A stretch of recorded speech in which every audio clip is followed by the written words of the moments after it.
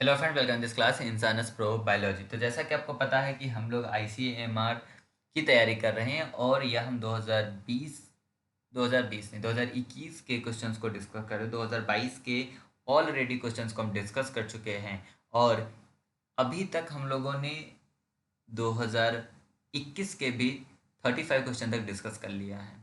Definitely इस video में कुछ क्वेश्चंस को डिस्कस करेंगे, बाकी क्वेश्चंस का सिर्फ हम आपको आंसर बताएंगे। द रीज़न इज़ दैट कि मैं नहीं चाहता कि वीडियो को थोड़ा लेंदी करा जाए, बिकॉज आप आई बटन पे क्लिक करके दूसरा वीडियो देख सकते हो जो कि बायोस्टैट्स का है, और इसके लास्ट पार्ट में कुछ बायोस्टैट्स के क्वेश्चन है जिसको हम लोग डिस्कस नहीं करेंगे।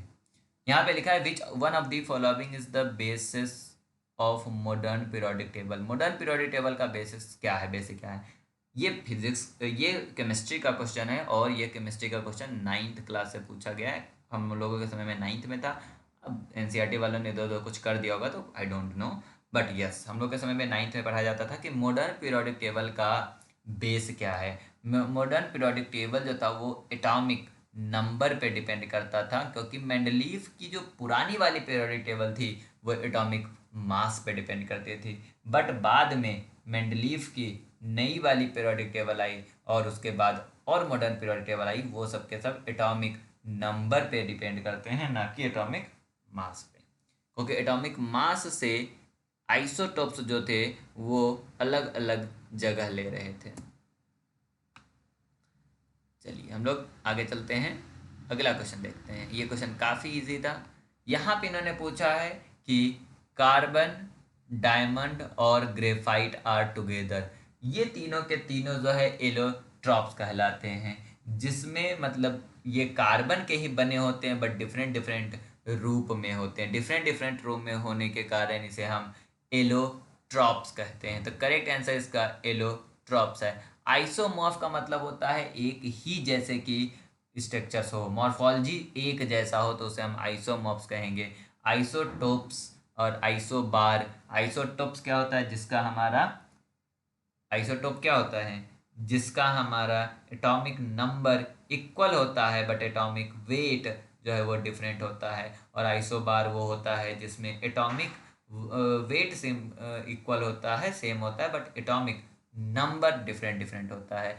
आइसोटॉप्स एक ही एलिमेंट के हो सकते हैं बट आइसोबार दो डिफरेंट डिफरेंट एलिमेंट होते हैं। फॉर एग्जाम्पल हाइड्रोजन के आइसोटोप्स है hydro H1 H2 H3, hydrogen का है, जिसको हम ड्यूट्रियम, ट्राइट्रियम और प्रोटियम बोलते हैं। ओके, पर carbon 14, nitrogen 14, that is isobars. बल्कि ये क्या है? कार्बन है एक, नाइट्रोजन है। तो बट यहाँ पे कार्बन, डायमंड और ग्रेफाइट एलोट्रॉप्स हैं। ये क्वेश्चन इन्होंने पूछा था कि ethylene mercaptan added to the otherwise odorless LPG cooking gas for imparting a detectable smell to the gas। देखिए, जो एलपीजी की सिलेंडर, एक लाल कलर की सिलेंडर जो आपके घर आती है, उसके अंदर जो होता है, जो गैस होता है, वो आपका ओडरलेस होता है। मतलब वो उसमें कोई भी तरह की स्मेल नहीं होती है। बट वो वहाँ पे जब गैस लीक होगी तो ओडरलेस होने के कारण आपको पता नहीं चलेगा। तो उसको डिटेक्टेबल बनाने के लिए कि वो गैस लीक हो रही है या उसमें गैस है या नहीं है, तो उसमें ओडर, वो जो उसका गंध है, उसको प्रोड्यूस करने के लिए उसमें बीटा मरकैप्टो इथेनॉल ऐड किया जाता है। और बीटा मतलब बीटा मरकैप्टो इथेनॉल के साथ एक कंपाउंड, एक गैस ऐड किया जाता है। वो क्या होता है? वो जो है आपका सल्फर होता है। तो ये डायरेक्ट क्वेश्चन था, अगर याद होगा तब बता पाओगे, नहीं याद होगा तब नहीं बता पाओगे।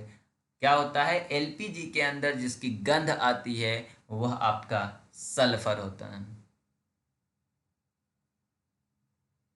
ओके, सल्फर की गंध आपकी आती है।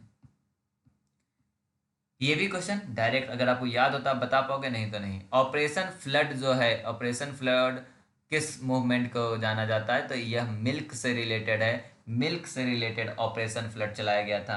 मिल्क से रिलेटेड ऑपरेशन फ्लड चलाया गया था, तो यह भी डायरेक्ट याद होना चाहिए। ये क्वेश्चन भी डायरेक्ट आपको याद होना चाहिए कि इंडियन स्टैंडर्ड टाइम में लोकल टाइम किस सिटी में, मतलब किस सिटी से लिया गया है, किस सिटी के लोकल टाइम को हम इंडियन स्टैंडर्ड टाइम बोलते हैं। तो नियर दी इलाहाबाद मिर्ज़ापुर जो होती है वहाँ से हमारा लोकल टाइम लिया गया है Indian standard time, Mirzapur near the Allahabad. Then ये आपका उसका है क्वेश्चन, क्या है उसको कहते हैं, that question is come from the aptitude portion. तो इसको हम देखते हैं और इस क्वेश्चन को हम, बाकी अगर आपको प्रोबेबिलिटी के क्वेश्चन देखने तो डेफिनेटली आप टिफर के वीडियोस देखे होंगे, वहाँ पे मैंने बता रखे हैं। बट यहाँ पे हम आपको बता दें कि that is a 7 green ball है और 8 वाइट बॉल है और एक ही बैग में रखे गए हैं दोनों। हमें बताना है कि probability that both are the same colour, हमें बताना है सेम कलर का होने की प्रोबेबिलिटी। सेम कलर की होने की प्रोबेबिलिटी मतलब ये तो ग्रीन हो ही, और ये जो है वाइट वाला ना आके दूसरा भी हमारा ग्रीन ही आ जाए। तो ऐसे क्वेश्चंस को लिए आप किसी और की भी वीडियोस देख सकते हो, बट हाँ मैं आपको यहाँ पे एक फार्मूला बता देता हूँ। प्रोबेबिलिटी जब हम निकालेंगे तो हम क्या करेंगे, 7C2 plus 8C2, total ball है आपके पास 15C2। तो आप इस तरह से ऐसे क्वेश्चन को सॉल्व करते हो। बाकी यहाँ पे इन्होंने पूछा था कि दोनों ball green both are same green आने की, तो ग्रीन आने की प्रोबेबिलिटी है 7/15। यहाँ से जब इसको आप सॉल्व करोगे तो आपका आंसर आएगा 7/15। बट वैसे अगर आप यहाँ से सॉल्व करते हो तो ग्रीन आने की प्रोबेबिलिटी है 7 ही है और टोटल 15 बॉल है, तो 7/15 ही पॉसिबिलिटी है ग्रीन आने की। तो थोड़ा बहुत लॉजिक लगा के आप यहाँ से सॉल्व कर सकते हो। बाकी डेफिनेटली आपको आंसर चाहिए तो आप इस फार्मूले में इसको सबको सॉल्व करोगे तो आपको पता चल जाएगा कि 7 इससे, और यहाँ पे है 8 वाइट बॉल है तो वाइट बॉल आने की, तो दोनों को हमने प्लस कर दिया क्योंकि और है, दैट इज द रीजन।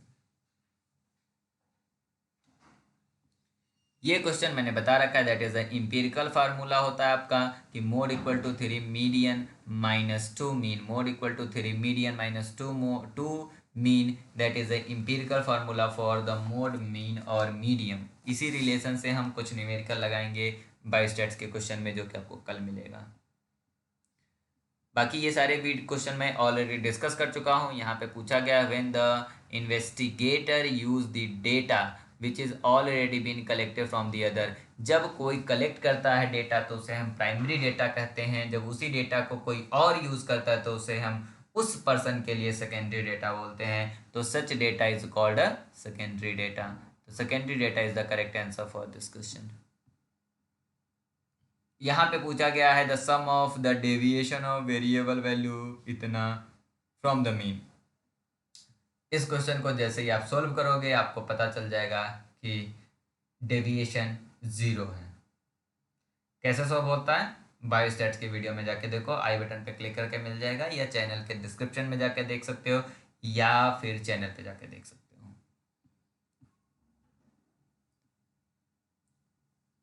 ये क्वेश्चन भी काफ़ी इजी है और इसको मैंने बहुत ही अच्छे से एक्सप्लेन करके सोल्व कराया है कि 5 ऑब्जर्वेशन है, 4.4 और 8.2 है, और 1 to 6 ऑब्जर्वेशन है, तो बाकी 2 बचे हुए ऑब्जर्वेशन है। जैसे ही आप तो इसको मान के करोगे तो आपका आएगा A+B = 13।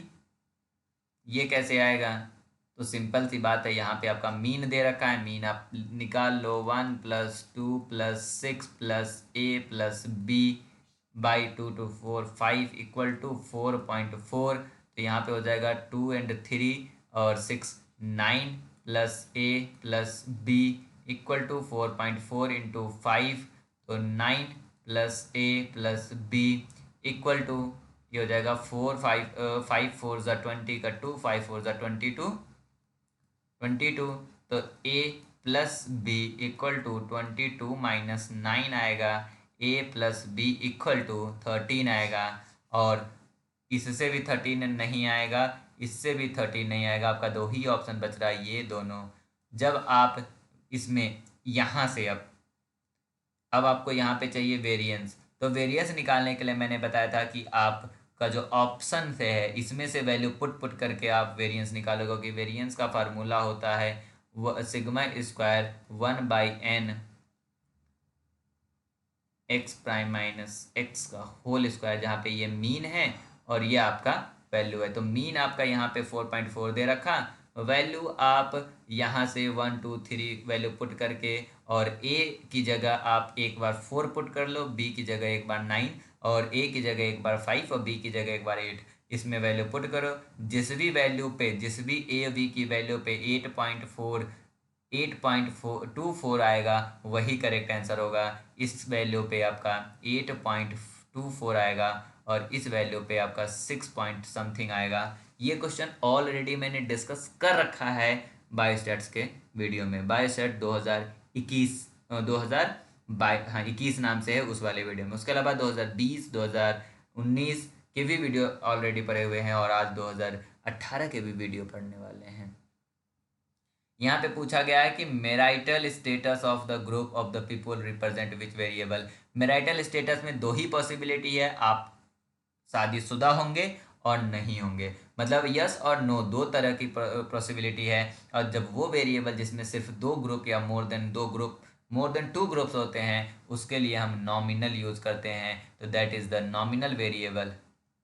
डिस्क्रीट का मतलब होता है नंबर में होना, जैसे 1 2 3 4 5 6 कंटिन्यूअस का अर्थ होता है 2 से 5 5 से 10 10 से 15 15 से 20 20 से 25, इस तरह से। यहाँ पे पूछा गया है कि if the test statistics reject the null hypothesis when it is true. अगर आपका नल हाइपोथेसिस ट्रू है और उसे रिजेक्ट कर दिया जाए तो वो टाइप 1 एरर है। और वहीं पे आपका अगर नल हाइपोथेसिस जो है वो क्या हो, नल हाइपोथेसिस आपने एक्सेप्ट कर लिया हो बल्कि वो फॉल्स है, तो उसे हम टाइप 2 एरर कहते हैं। That is a too easy question, और डेफिनेटली अगर आपने वीडियो देखा होगा तो आपको सब समझ में आ रहा होगा, क्योंकि ये क्वेश्चन बहुत ही ईजी है। मैंने बहुत ही आराम से एक एक पॉइंट को यहाँ पे डिस्कस करा है।